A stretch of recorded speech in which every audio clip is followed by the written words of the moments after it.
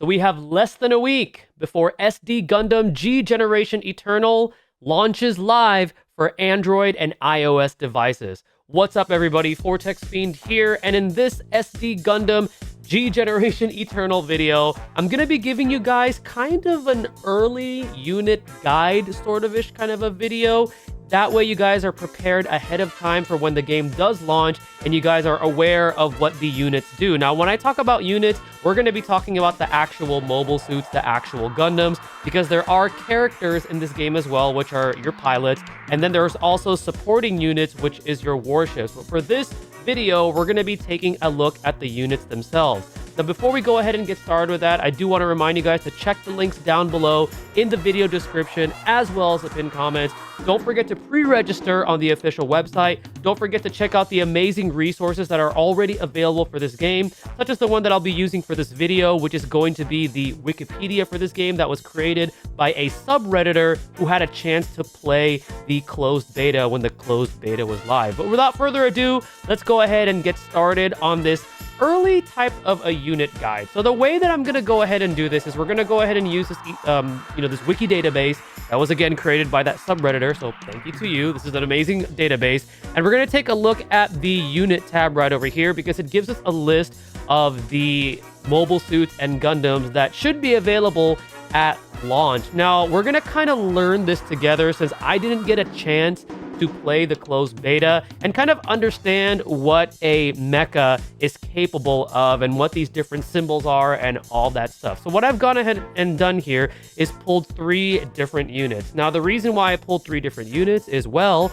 mecha suits in this game function one of 3 different jobs or classes or however you want to call it. They're either an attacking type unit, a supporting type unit, or a durability, which is pretty much your tank. Not sure why that's called durability, but that's what the gameplay trailer system that the official website released. They call it durability, so that's what they call it. So we're going to go ahead and take a look at the OG Gundam RX-78-2. Right over here in this little icon here, you see it says UR, so that's going to be the rarity of this particular unit. Now, there's other versions of this unit that are not of the UR rarity. There's also SSR, SR, R, and then also N units. UR is currently the highest rarity, so this is the ones that everyone's going to want to chase, but that's what that means right here. The shield icon classifies this unit as a durability type unit. Underneath its name, we have some categorizations that this unit has. So you see here UC series, Gundam, protagonist, ESSF, and trump card. I think this has to do with the way that missions are played, because the way that missions are played for this game, you're going to have your missions where you have to use a specific series of mobile suits from like a specific anime. So let's say you're in a mission for Gundam 00 or whichever anime that's from. It's going to want you to use units only from that particular mecha series. So this is what this categorization, I believe, means. This is how I interpret it. And you can see right here that this OG Gundam is from the original Gundam anime. Right underneath here, you have terrain capability. So the way that I interpret this is that it tells you what this unit where this unit is able to do combat in. And it looks like it's able to do combat in what looks to be space, the air. I want to say this is land or mountains.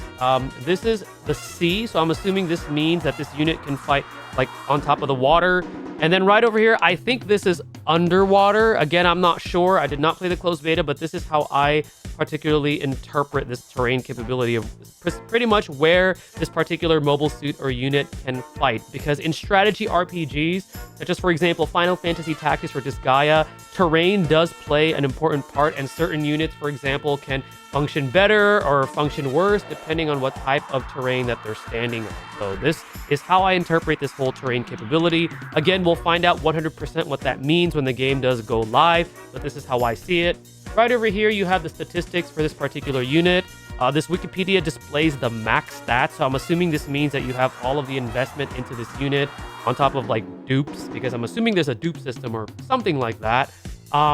For a durability type unit, you could see that this unit has 94,000 HP. If we compare it to an attacking type unit such as Sazabi only has 71,000, or a supporter type unit such as Ariel with only 68,000 health. So the type of unit functionality or class that they perform pretty much kind of gives you an idea of which statistics are going to be higher and which ones are going to be a little bit on the lower end, depending on the unit that you're going to be playing. And then afterwards, we have their weapons, or this is going to be like your techniques or your skills is how I interpret this. So this unit has Beam Saber. They give you the range right here, which is a 1-to-1. So it's a 1 square range. It gives you the power. It gives you the amount of energy that it uses, the accuracy, the critical rate percentage. And as you can see right here, these particular weapons or skills go all the way up to level 5. Again, I'm assuming that dupes or maybe customization or development has something to do with increasing the level of the efficiency of this particular weapons, but we'll find out when the game does release. But all of these different weapons and skills go from level 1 to 5. We see right here there's the beam rifle, which has a better range, a little bit less power. And then afterwards, there's the hyper bazooka. This is probably like a special technique. This one has a debuff, so it has decreased accuracy level 3, so it inflicts accuracy down by 5% for 1 turn. And if it's at level 5, it looks like that's not influenced, but the power and the energy cost is influenced. And then there's also the Beam Saber EX, or like their EX moves. I believe from watching that trailer, this is only available to the UR rarity units, but I could be wrong on that. It could be available to the SSR units as well. But this is essentially like a more powerful move that they have access to. So this Beam Saber EX is definitely better than the regular one because it has a range of 1 to 4, much higher power, higher energy cost, but that's just how it is when it comes to these higher grade abilities. And then over here, the weapon effects are increased accuracy by 100%, and it also decreases the attack of the enemy. So it has a debuff of an attack down 20%, which I think is pretty cool. Interesting to have that on a durability tank type unit, but I guess it kind of plays into this particular unit's kit of being that tanky type of a unit, having a lot of HP, debuffing their attack, so that way it's in the front line, soaking in all the damage while the rest of your units kind of do their thing. And then afterwards, down here, we have abilities. So I view this as kind of like your passives. How you unlock this, I'm not entirely sure. I'm not sure if you get these one at a time or you get them, when you level up, or if you have dupes. But the ones that RX-78 has is increased HP, which again, it's a durability type unit, so this makes sense for it. Increased accuracy and evasion, which I find interesting for a durability type unit, and increased mobility, because as you can see right here, this unit only has 4 mobility, again, because this is more of like a durability tanking type unit. If we compare it to like Sazabi, for example, Sazabi has a movement of 5, so that's pretty much what that is right over there. If we take a look at, a different unit right here, which is Sazabi. So Sazabi right here is an attacking type unit. So this is going to be like your DPS type unit. And then Gundam Ariel, this bullet icon means that this is a supporter type unit. Again, you guys could take a look at this page right here of what these units actually do, so you could plan ahead as well. And one more thing that I did want to point out is right at the bottom over here for this unit, it tells you where you could get them. So it says you could get here from the Gacha, from the premium unit assembly. It also mentions if this unit is part of the guaranteed 1UR unit assembly, because there is supposed to be a guaranteed UR that you could constantly re-roll until you get what you want.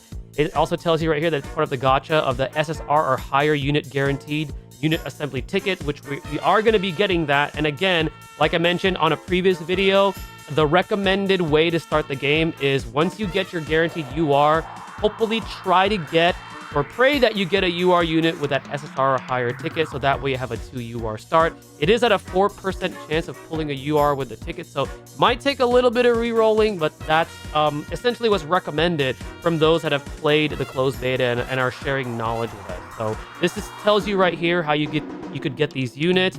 For some of them, this information is not available yet. Maybe it wasn't available during the closed beta, but I'm pretty sure these UR units, such as Gundam Ariel, is going to be some sort of a Gacha type unit, because it is of the higher rarity. But this is going to go ahead and conclude my essentially let's learn together early video guide for units, so that way you guys have an overview understanding, an early overview understanding of what these mecha units do, what to kind of expect, what what kind of classes, that they perform, all that good stuff.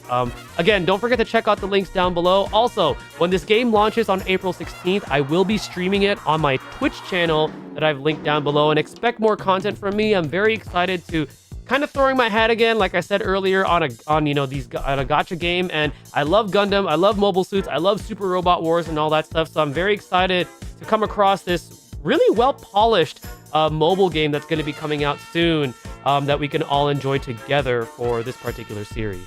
Thank you guys again for watching. Stay tuned for the next video, and stay blessed, everybody.